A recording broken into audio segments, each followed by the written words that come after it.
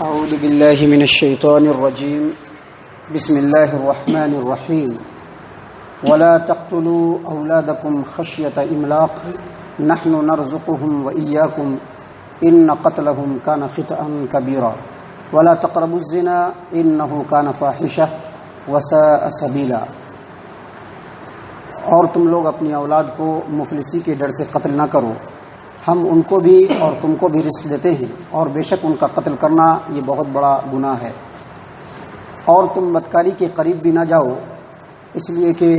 وہ فحش کام ہے اور بہت برا رستہ ہے. معزز سامعین کرام، سورہ بنی اسرائیل سورہ نمبر 17 اور اسی صورت سے ابھی آپ کے سامنے آیت نمبر 31 اور 32 یہ دو آیات تلاوت کی گئی اور ان کا ترجمہ بھی پیش کیا گیا. معزز سامعین کرام، ان دونوں آیات کے اندر بھی اللہ تبارک و تعالیٰ نے اسلامی سماج و معاشرے کے اخلاقی اور نظری اصول کو بیان فرمایا ہے. اور ان دو آیات کے اندر جو دو اصول بیان ہوئے ہیں، دراصل ان دونوں پر اگر عمل نہ کیا جائے تو اسلامی سماج و معاشرہ کا اخلاق جو ہے وہ بالکل ڈیمیج ہو جائے.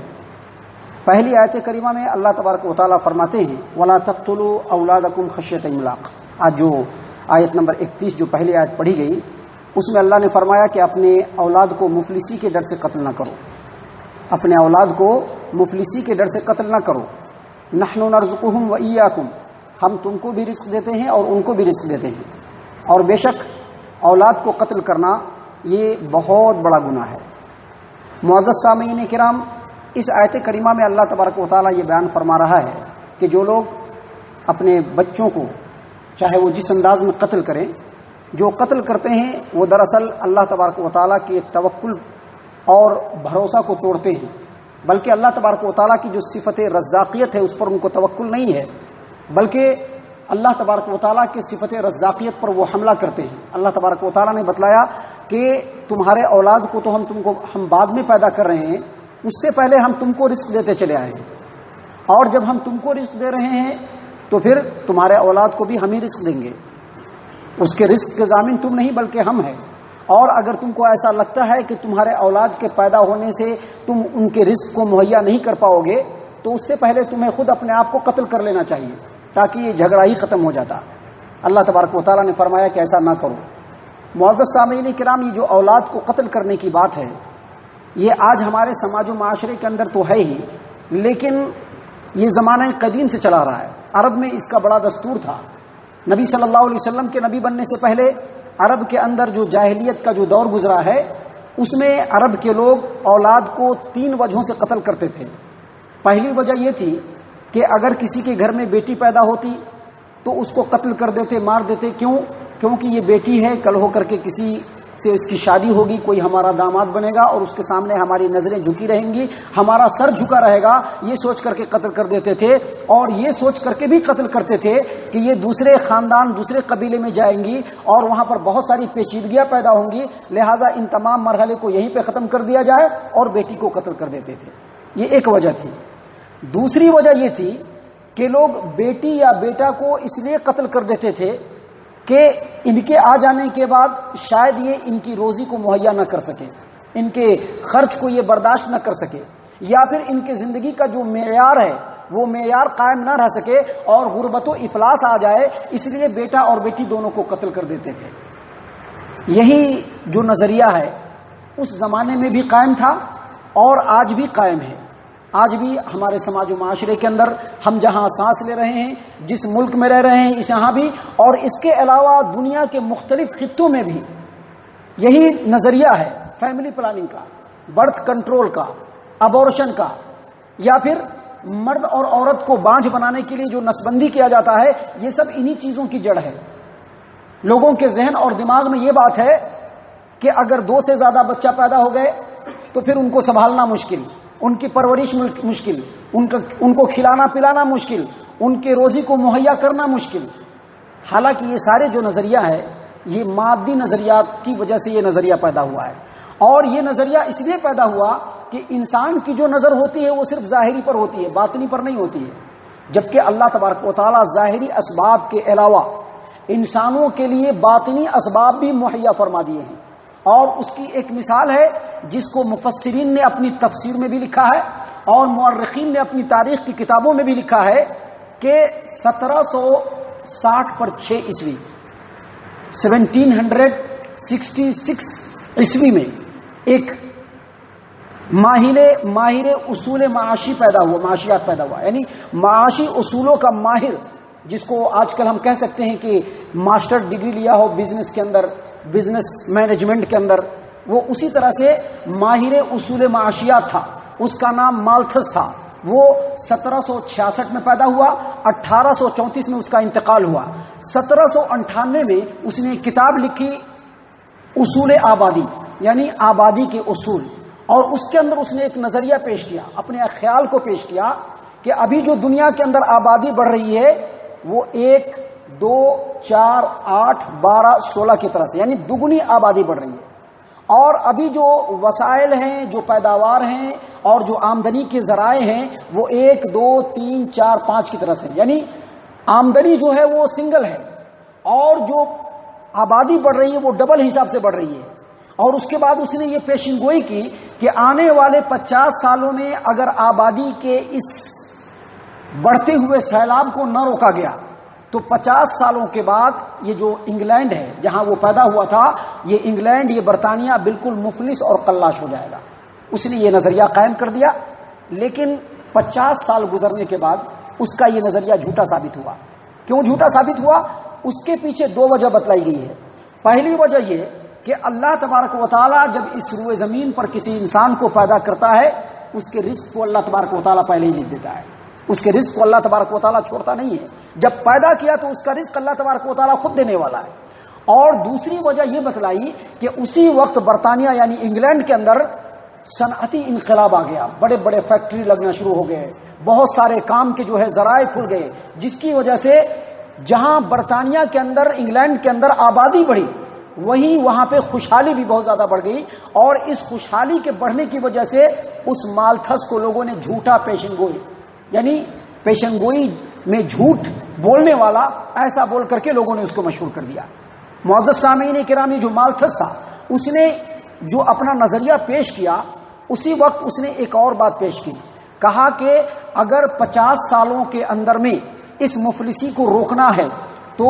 2 نظریہ اختیار کرنا چاہیے۔ پہلا نظریہ یہ کہ شادی میں تاخیر کرنی چاہیے، دوسرا نظریہ یہ، دوسرا اس کا علاج یہ ہے کہ شادی کرنے کے بعد فیملی پلاننگ استعمال کرنا چاہیے، یعنی ایسے دوائی استعمال کیا جائے جس سے حمل رک جائے،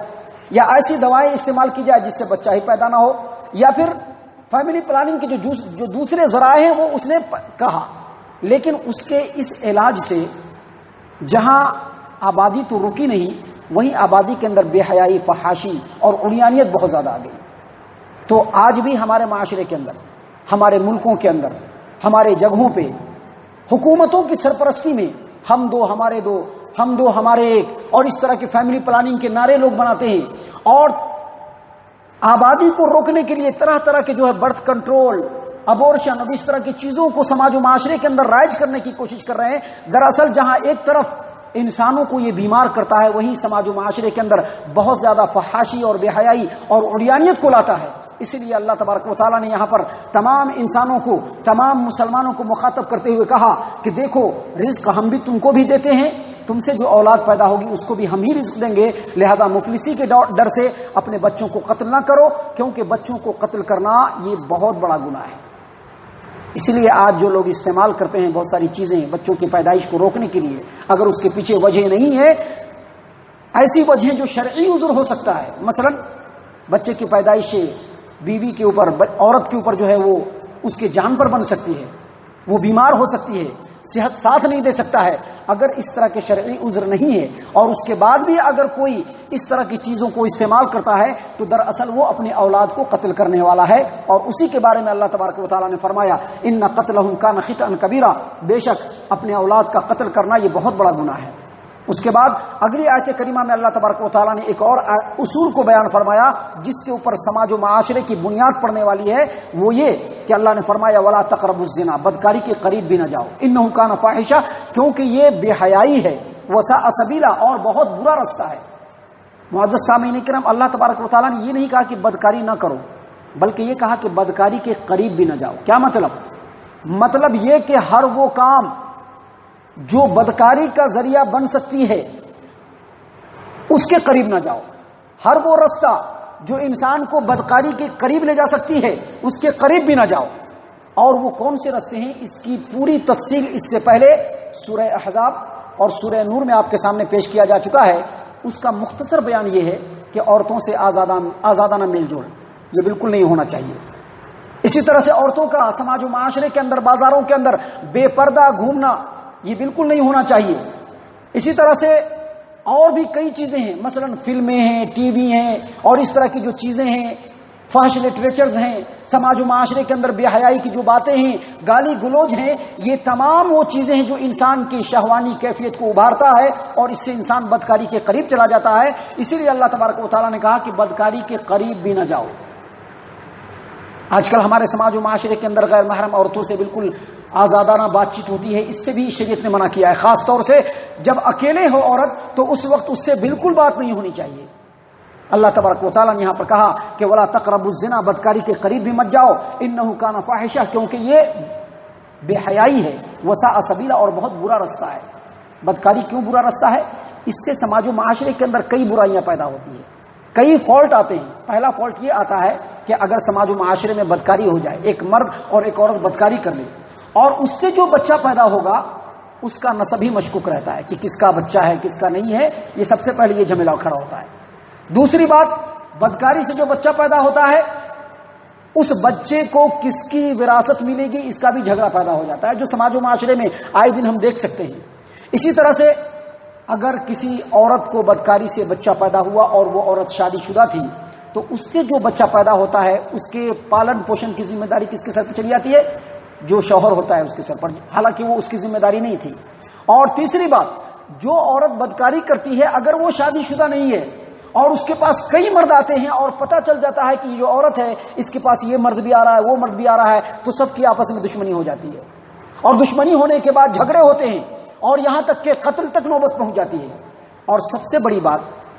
جو شوہر و بیوی میں جو نکاح ہوتا ہے اور نکاح ہونے کے بعد جو ایک دوسرے سے محبت ہوتی ہے، یہی محبت سماج و معاشرے کے اندر جو پیدا ہونے والے نونہالان ہوتے ہیں اس کی پرورش کا ذریعہ بنتے ہیں اور اسی محبت کے سائے میں بچے کی پرورش ہوتی ہے. اور یہ سماج و معاشرے کو متحد اور مربوط رکھنے کی بہت بڑی یونٹ ہے یہ. لیکن اس کے مقابلے میں اگر سماج و معاشرے میں جیسا کہ یورپین کنٹری میں ہو رہا ہے بدکاری کو عام کر دیا جائے تو یہ تمام چیزیں